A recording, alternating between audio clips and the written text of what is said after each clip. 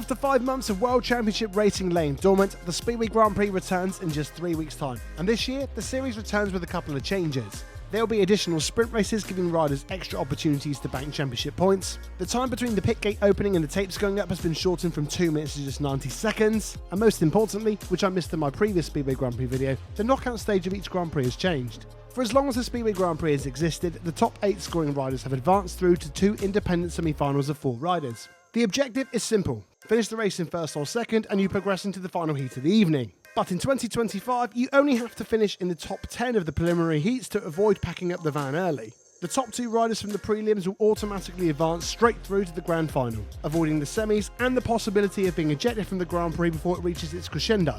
The following 8 riders that finish between 3rd and 10th in the prelims will move on to 2 semi-finals, where only the winner will go through to join the 2 highest scoring riders from the first 20 heats who earned automatic qualification. I do like the idea that you can have a couple of stinkers in your first 5 heats and all isn't lost, but it does make it much more difficult for the riders that have just missed out on automatic qualification to progress through to the final. If you finish 3rd in the prelims, just missing out on automatic qualification, you still have to beat 3 other riders and not just get yourself into the top 2. Let's take a look at some of the results from 2024 and see who the system may benefit most in 2025. The only riders that would have been unaffected should this change have come into place in 2024 would have been Dominic Cabrera, Jack Holder and Jason Doyle, as none of them finished 9th or 10th in any Grand Prix. They either finished in the top 8, lower than 10th, or they were absent from the event completely. If a rider finishes 10th in the first 20 heats, even if they miss the final, you could quite possibly get yourself into 5th place at the Grand Prix by finishing 2nd in a semi. As a rider, this would dramatically change the fortune of your night, because where you would have loaded the van up with just 7 Speedway Grand Prix points in 2024, you have the potential to walk away with 11 or 12 points in 2025. To show you how much of a significant difference this can make, if you crept through in 10th place in every round and then managed to finish 2nd in a semi to claim 5th in the GP, the difference in points for the whole season would be 50. That's the difference between Kai Hülkenberg finishing in 12th in the series and finishing inside the top 6. You know what I really want to see? If anybody's able to finish 10th in the Grand Prix and still win it, because that's an increase of 13 championship points. But is there anybody likely to miss out in the new Speedway Grand Prix format? Well, there's no real loser, unless there's any rider that's been known for scraping their way through by coming 2nd in the semi-finals and then going on to win the Grand Prix. Other than that, there's not really anything being taken away from anybody. The only time this could bring heartbreak to an event would be if the wildcard finishes 3rd or 4th in the Grand Prix and ended up missing out in the final to somebody who come 9th or 10th. However, that's not really any different from Lebedev's, who qualified at the top of the tree in Riga before finishing last in his semi, exiting the round in 7th place. So in conclusion, the importance of the first 20 heats has devalued ever so slightly, but the importance of the final 3 races of the evening, and especially the semis, have dramatically escalated. Expect to see the riders putting everything on the line in the semis, because that one race can lead to an enormous reshuffle in the evening standings. It feels like there's as much of an incentive in the new format for the riders that have had a slow start to the evening as there is for the riders pushing for the top 2 spots.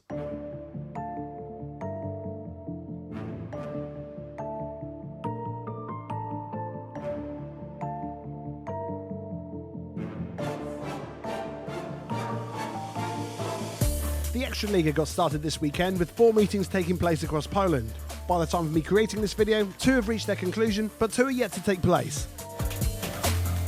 Czestochowa welcomed Grudziadz for their first meeting of the season, but unfortunately started their campaign with a loss. Jason Doyle and Piotr Pawlicki held the home side up by scoring 25 of their 39 points between them, but there wasn't really much to write home about when it came to the rest of the team. Grudziadz were just solid throughout their side, with Ekstraliga individual winner and Birmingham Brummy Michael Jensen scoring 14 points out of 15. The meeting finished 39 to Czestochowa and 51 to Grudziadz.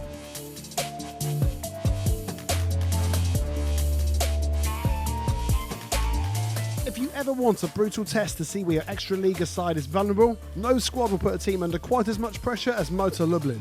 For those of you who aren't familiar with the Polish top tier of Speedway, the Ekstraliga isn't confined to average restrictions, and with the lack of restrictions, it's pretty difficult to build a side as good as Motor Lublin. The side boasts no less than 4 Speedway Grand Prix stars, all 4 of which finished in the top 8 in 2024, meaning Motor Lublin's backbone is built by no less than half of the world's top 8 riders. Dominic Cabrera, Jack Holder and Freddie Lindgren would be enough for most team builders, but Motor Lublin decided to throw in a 5-times world champion just for good measure.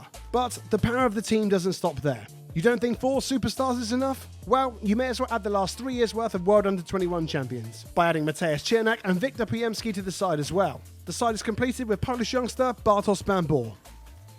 Zielona Gora were the unlucky side that had to kick off their first meeting of the season at home against the most powerful side in the league. Although Jarek Hampel and Leon Madsen were able to chalk up 20 points between them onto the home team's score sheet, there was only another 11 points added by the other 5 riders. The Eastern Polish powerhouse did an absolute demolition job on Zielona Gora, beating them by 59 points to 31. The Motor Lublin side was solid throughout, as you can see by the score sheet below. The other 2 meetings will be held this evening at 7:30 p.m. Polish time on Sunday the 13th of April, when Rybnik face off against Gorzów and Torun open their season against Sparta Wrocław.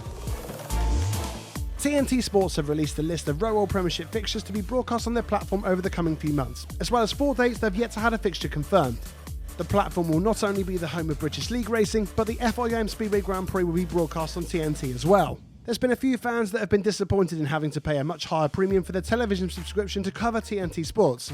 So I think I'm going to do a video in the next few weeks of how to find the best deal when it comes to TNT.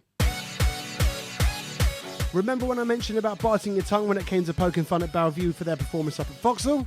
Well, Ipswich have only gone and done it again. The Oxford Spires only managed to take 10 points off of opposing riders, with a final result of 65 to the Witches and 25 to the Spires. Elsewhere in the Premiership, Leicester held off the 2024 champions at home by winning 46-44 against the Aces.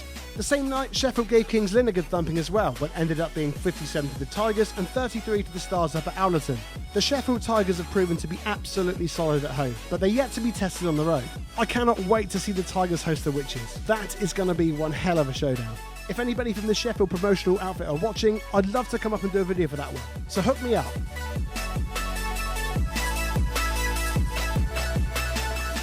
So in this section I'm going to show you where you can watch Speedway in the UK this week. I've listed all of the fixtures in all 3 divisions below, highlighting the meetings that have an independent live stream in blue and the fixtures that are covered by BSN in green. As always, I don't encourage people to avoid supporting their local Speedway club by watching from home. But if you're unable to make the meeting or you're an away fan, these streams are a great way to follow your club around the country without the time and expenses required to travel. Thank you to everybody for watching once again. This is only our 2nd week doing the Weekly Speedway Catch Up. There wasn't so much to report on this week, so I sort of just went with what I had. I'm so glad you guys are enjoying the videos. Don't forget to put your comments in the comment section below, click thumbs up, and of course subscribe. And I'll see you guys in the next one.